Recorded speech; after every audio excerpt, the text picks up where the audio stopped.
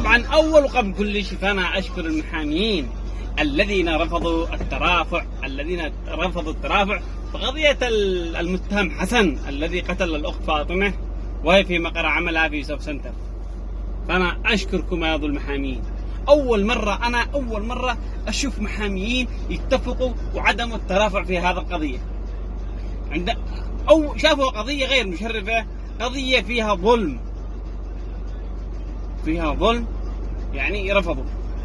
فأنا أشكركم مرة تليها الأخرى، أشكركم وأنتم محامين شرفاء. طبعا رجعت المحامية المجني عليها كلمت واحد من المحاميين أن يترافع في القضية علشان القضية تمشي قدام ما تعطل. عرفتوا؟ القضية هي لصالح المجني عليها. إن شاء الله إن قريبا نشوف الإعدام. الرسالة الثانية أجيبها هنا للمحامين، يعني ما هم كلهم، قلة القليل المحامين.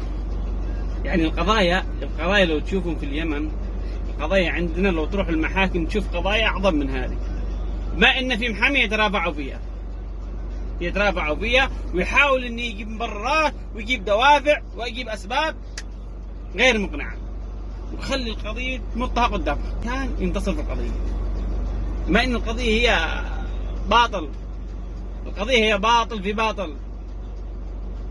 فرسالتي التالية للمحامين، إذا شفت قضية مشرفة خذها، وهذه شرف لك. شفت قضية تالفة، قضية يعني غير مبررة، قضية غير إخلاقية، أنا أنصحك نصيحة لا تترافع فيها، لأن وش الدافع اللي بتقدمه؟ هذه بتفشلك بتخسرك، بتاخذ وقتك بالفاضي، بتكون بعدين بالقائمة السوداء، انك اي قضية تاخذها تفشل فيها. فخليك مناصر للحق، انت محامي خليك مناصر للحق.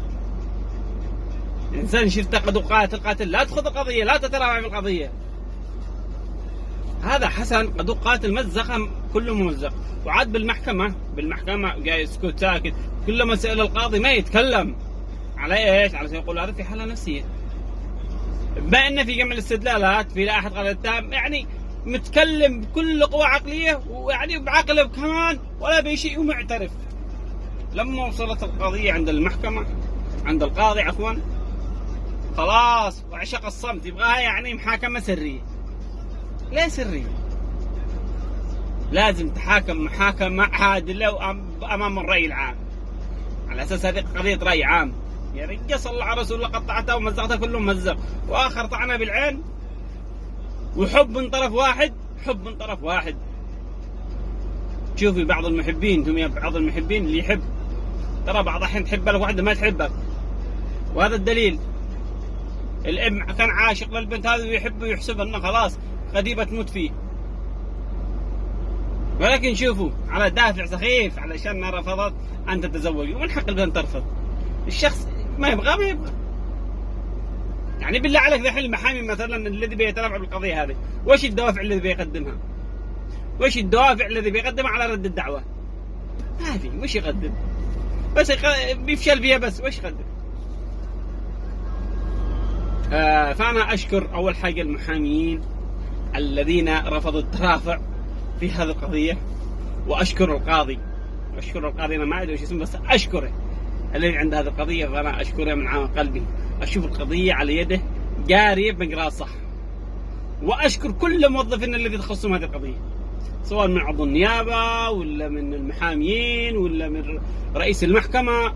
فأنا أشكرهم من أعماق قلبي صراحة. والله تبروا القضايا، والله تروح اليمن القضايا مليانة، تروح السجن، شوف اقسم بالله تحصل قضايا يعني ما تصدق أعظم من هذه، وبتحصل فيه محامين مترافعين فيها،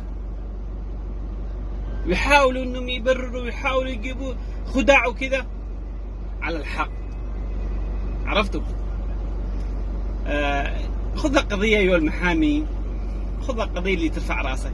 إذا مسكتها بتنجح وتحصل لك حق المحاماة، وتكون يعني كذا يعني أديت عملك واجب إنساني.